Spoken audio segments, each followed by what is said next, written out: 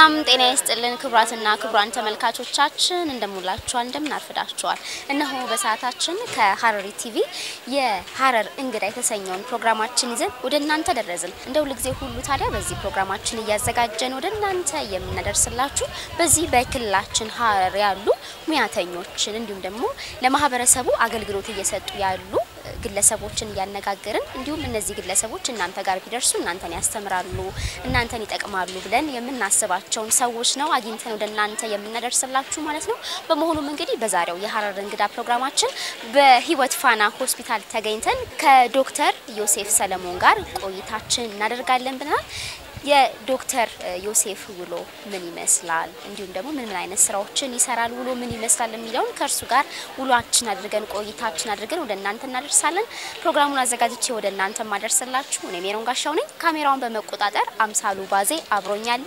ቆይታችሁ ከኛ ጋር ይሁን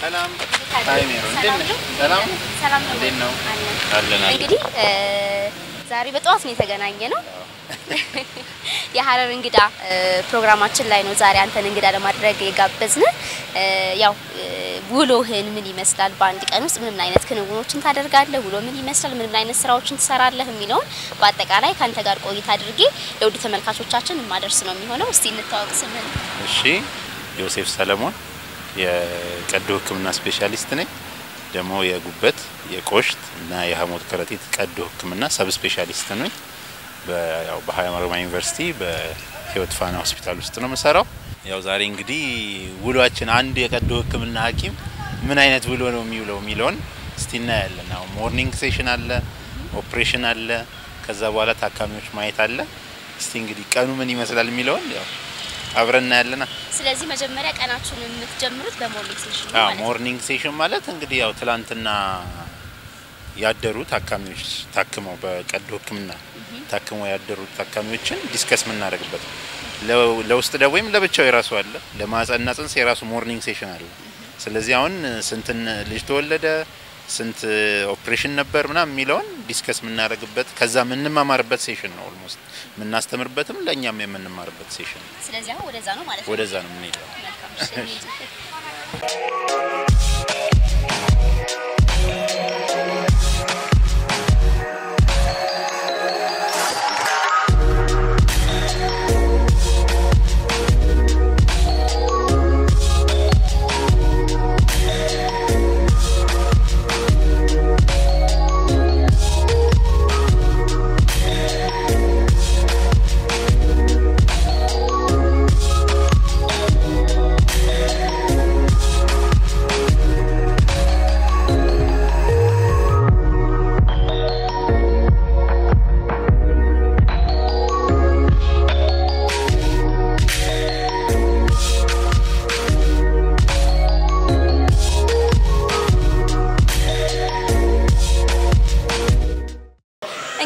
ተመልካቾቻችንን በመትመለከቱት መልኩ በዚህ መልኩ ልብሱን ለብሼ ወደ ቀዶ ጥገናው ክፍል ነው ምገባ ማለት ነው በውስጡ ገብተን በምን አይነት መልኩ ህክምናው እንደሚደረግ ቀዶ ጥገናው በምን አይነት መልኩ እንደሚሰራ ወደናንተ እናደርሳለን መልካም ጊዜ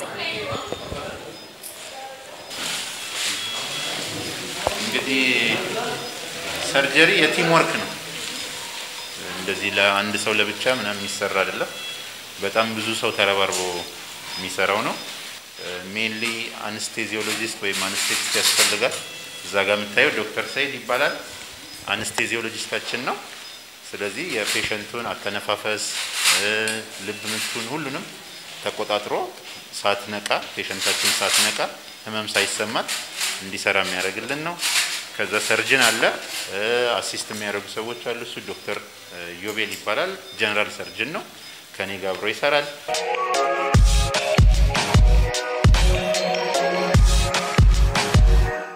ዛሬ ያው ምንሰራው ሰርጀሪ ላፓራስኮፒክ ኮሊሲስቴክቶሚ ይባላል ወይም ደግሞ በካሜራ የታገዘ የሐሞት ከረጢት ቀዶ ህክምና የሷ ደግሞ ህክምናው ያስፈልጋት ምክንያት የሐሞት ጠጠር ስላለባት ነው የሐሞት ጠጠር ምልክት ያለባቸው ሰዎች እንደዚህ ሴቶች ምናምን ላይ ስለሚበዛ ምልክት ያለባቸው ሰዎች early ህክምናውን ቢያደርጉ ይመከራል። ምክንያቱም ብዙ የሐሞት ጠጠር የራሱ የሆነ ኮምፕሊኬሽን አለው። የሐሞት ትቦ ውስጥ ሊሄድና ሊዘጋ ይችላል። የቆሽት ቁስለት ሊያመጣ ይችላል። የሐሞት ከረጢት ቁስለት ሊያመጣ ይችላል። እነዚህ የጎንዮሽ እንትኖች ስላሉት ሰዎች ምልክት ካላቸው early ወደ አቅራቢያቸው ወዳለ ህክምና ሄደው ህክምናውን ቢያገኙ ይመከራል ማለት ነው። በቀን ውስጥ ምን ያህል ሰዎች እንደዚህ አይነት ጥገና ሰራላችሁ? በቀን ውስጥ እንግዲህ ያው በፕሮግራም ነው እንትን የምንለው። አሁን ሳምንቱን ሙሉ አንሰራም። በሳምንት 2 ቀን ነው ያለ። ለምሳሌ ሰኞና አርብ ሊሆን ይችላል። ሰኞና ሐሙስ ቢያንስ 2 which means በሳምንት እስከ 8 ወይም ደግሞ ከ4 እስከ 8 ያለ ታካሚ ኦፕሬሽን ሊሰራለት ይችላል። በርግጥ በዚህ ክፍል ሌላም ኦፕሬሽን ይሰራል። የህፃናት ኦፕሬሽን ሊሰራ ይችላል። የአጥንት ህክምና እያንዳንዱ ክፍል ሳምንቱ ሙሉ ቢዚ ነው። ግን አሁን በላፓራስኮፒ የምንሰራላቸው ኦፕሬሽን በሳምንት 2 ቀን ነው። ከ4 እስከ 8 ያለ ፔሸንት ልንሰራ እንችላለን በየሳምንቱ ማለት ነው።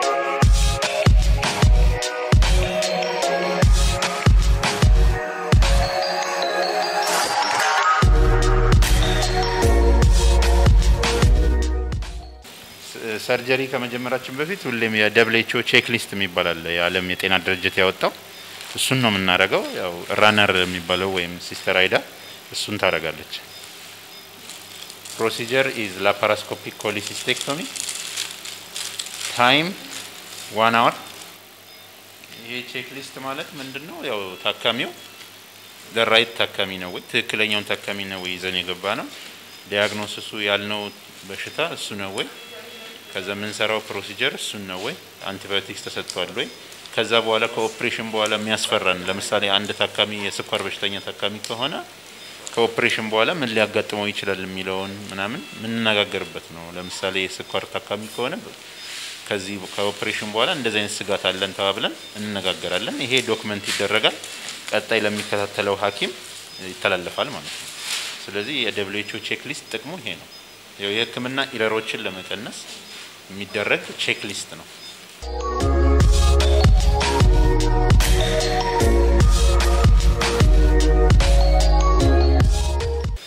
እንግዲህ የምንገምተው ያው ሰርጀሪ በእርግጠኝነት ይሄን ያህል ሰዓት ይፈጃል ተብሎ አይታወቅም። ግን ፕሮባብሊ በአንድ ሰዓት እንጨርሳለን ብለን እንገምታለን።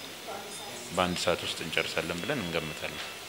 አሁን እንዳለ ሙሉ እቃችን ሬዲ ነው። ጎዝ ሰዓት ስታርቲንግ ታይም 3 ሰዓት ከ26 ደቂቃ 3 ሰዓት ከ26 ላፓራስኮፒ ያው በትንሽ ቀዳዳዎች የምንሰራው ሰርጀሪ ነው። በትልቁ እንደዚህ የሚከፈተው ሳይሆን በትናንሽ ቀዳዳዎች ገብተን መስሪያ እቃዎችን አስገብተን ከዛ ውስጡ ጋዝ በማስገባት ሆዱ ከፍ እንዲልና መስሪያ ቦታ እንዲሰጠን በማድረግ የምንሰራው ሰርጀሪ ነው።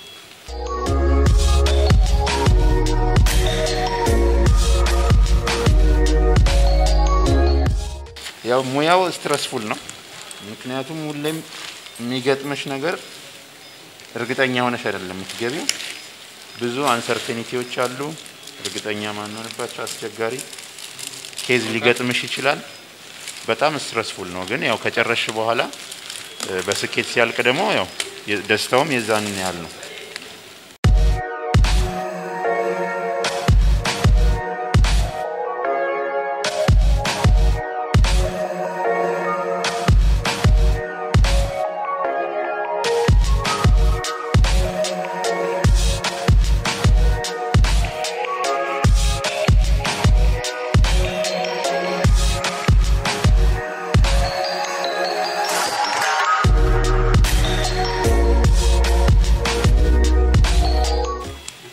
ይሄ ሆድ እየተነፋ ይመጣል ማለት ነው። ጋዝ ሲገባ ይሄ ከፍ እያለ ለኛ ስፔስ እየሰጠን ይመጣል።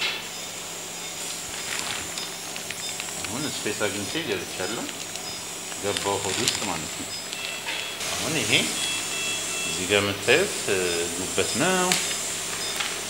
እዚህ ጋር እንደታለን ይሄ ጨጓራ ነው እዚህ ጋር የሚታየው። ስለዚህ በቃ ገባን፣ አክሰስ አገኘን ማለት ነው። ሆድ ውስጥ ገብተናል። ከዚህ በኋላ ምን ሰራባቸውን ደግሞ ኢንስትሩመንቶች እናስገባለን ማለት ነው።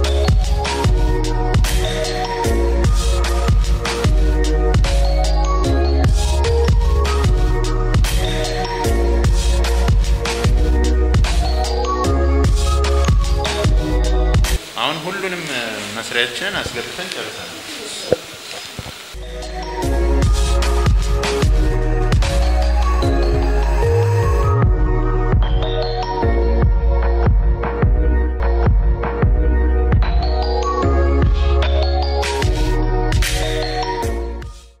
እሺ አሁን ጨርሰናል።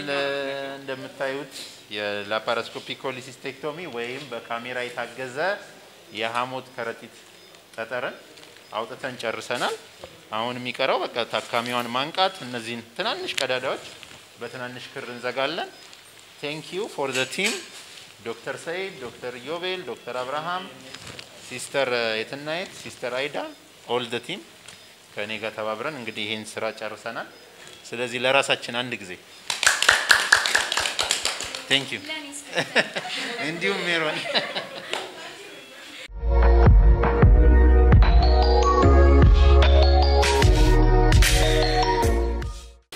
እንግዲህ ክብራትና ክብራን ተመልካቾቻችን በዛሬው የሐረር እንግዳ መሰናዷችን ከዶክተር ዮሴፍ ሰለሞን ጋር በነበረን ቆይታ የሐሞት ጠጠር በምን አይነት መልኩ እንደሚወጣ ሙሉ ፕሮሰሱን ነበረ ወደ እናንተ ያደረስነው። አሁን ደግሞ በማስከተል ከሱ ጋር አጠር ያለች ቆይታ አድርገን ስለሱ ደግሞ የህይወት ታሪክ ተሞክሮ ምን ይመስላል የሚለውን በአጠቃላይ ወደ እናንተ እናደርሳለን። አሁንም ቆይታችሁ ከኛ ጋር ይሁን።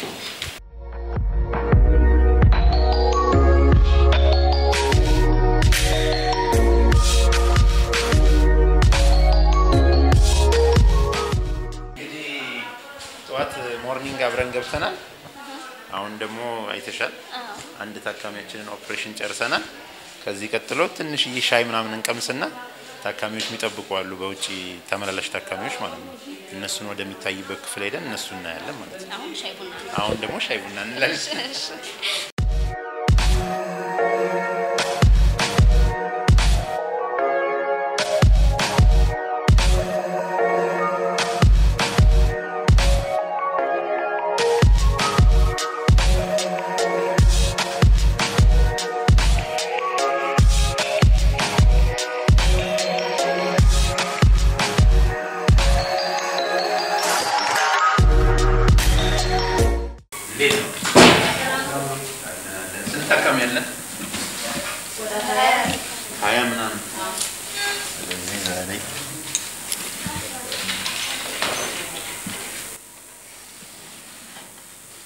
ይሄ ተመላላሽ ታካሚዎች ክፍል ነው። ሰርጂካል ሪፈራል ክሊኒክ ይባላል። የቀዶ ህክምና ታካሚዎች የሚታዩበት ከኦፕሬሽን በኋላ እንደገና ክትትል የሚኖራቸው ከኦፕሬሽን በፊት ክትትል ለኦፕሬሽን የምናዘጋጃቸው እዚህ ክፍል ነው ማለት ነው።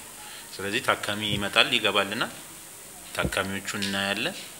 ከዛ ኦፕሬሽን የሚያስፈልገውን ኦፕሬሽን በመድኃኒት የሚታከመውን በመድኃኒት ሁሉንም ነገር የምናስተካክለው እዚህ ክፍል ነው ማለት ነው። ስለዚህ ነርሶቻችን አሉ፣ ፔሸንት ያስገባሉ። እዚህ ጋር በሲስተም አለ ሲቲ ስካን ያለውን አልትራሳውንድ ያለውን ሁሉንም በዚህ ያያየን ምርመራ የሚያስፈልገውን ፈርዘር ምርመራ እናደርጋለን።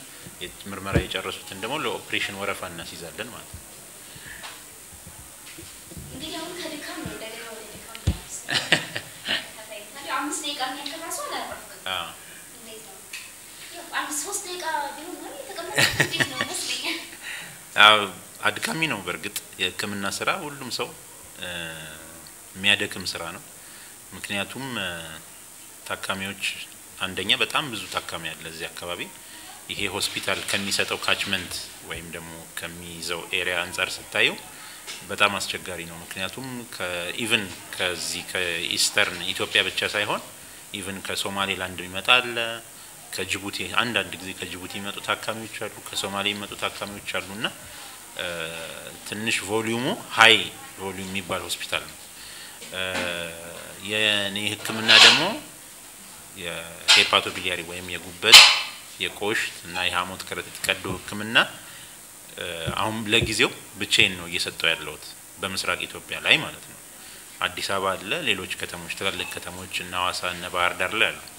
እዚህ ግን እዚህ ሪጅን ላይ ሌላ ሰው ስለሌለ ብቻዬን ስለሆነ በጣም በርደን ይበዛል። አንደኛው በርደን የኦፕሬሽን ወረፋ ነው። ኦፕሬሽን የሚጠብቁ ብዙ ታካሚዎች አሉ።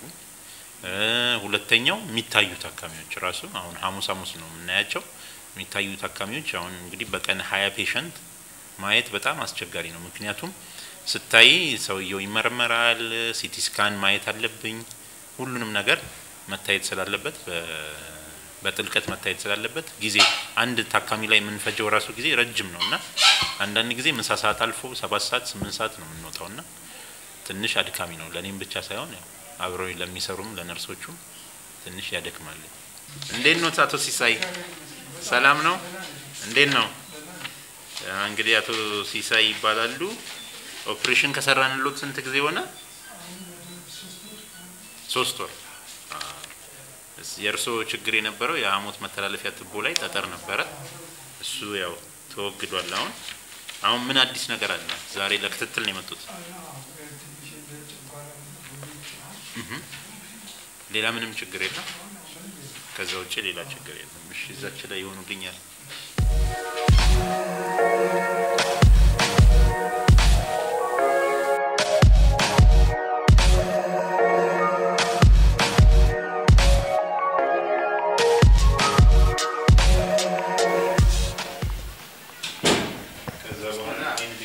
ሰውነት ማሳከክ የሽንት የሰገራ ቀለም መቀየር የለም። ስለዚህ አሁን ሆድ መጮህ የሆድ ድርቀት አለ። ያው ከኦፕሬሽን በኋላ ቅባት ነገር ቀንሰዋል። ቅባት ነገር አይወስዱም። አሁን እሳቸው እንግዲህ ኦፕሬሽን ከሰራንላቸው 3 ወር አካባቢ ነው። የሐሞት መተላለፊያ ትቦ ጠጠር ነበረ። እዛ ጠጠር ውስጥ ገብተን ያው ያችን ጠጠር አስወግደናል። አሁን ትንሽዬ ዝም ብሎ ዲስኮምፈርት ነው ያላቸው። ያው እሱ በመድኃኒት የሚታከም ነው። ሌላ በፊት አይን ቢጫ የነበረው ሰውነት ማሳከክ የሽንት የሰገራ ቀለም መቀየር እሱ ሙሉ ለሙሉ ጠፍቷል ማለት ነው።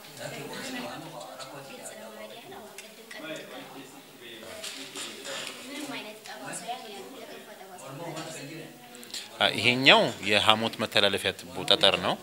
ያኛው የሐሞት ጠጠር ነው። ይሄ እኛ ሌላ ሀገር ይሰራል፣ ግን ማሽኑ ስለሌለን ውስጥ የሚገባ ካሜራ ያስፈልጋልና በዛ ምክንያት ተከፍቶ ነው የተሰራላቸው እሳቸው። ግን አሁን 3 ወር ስለናቸው በጣም ደህና ናቸው። እንደዚህ ይሄ ጎመን፣ ቆሎ፣ ፋይበር የበዛበት ምግቦች በመብላት ድርቀቱን መጀመሪያ ያስተካክሉ እንጂ አሁን ይሄ መድኃኒት የሚያስፈልገው ነገር አይደለም አሁን ለጊዜው። እሺ ስለዚህ ከ1 ወር በኋላ አዩታለሁ።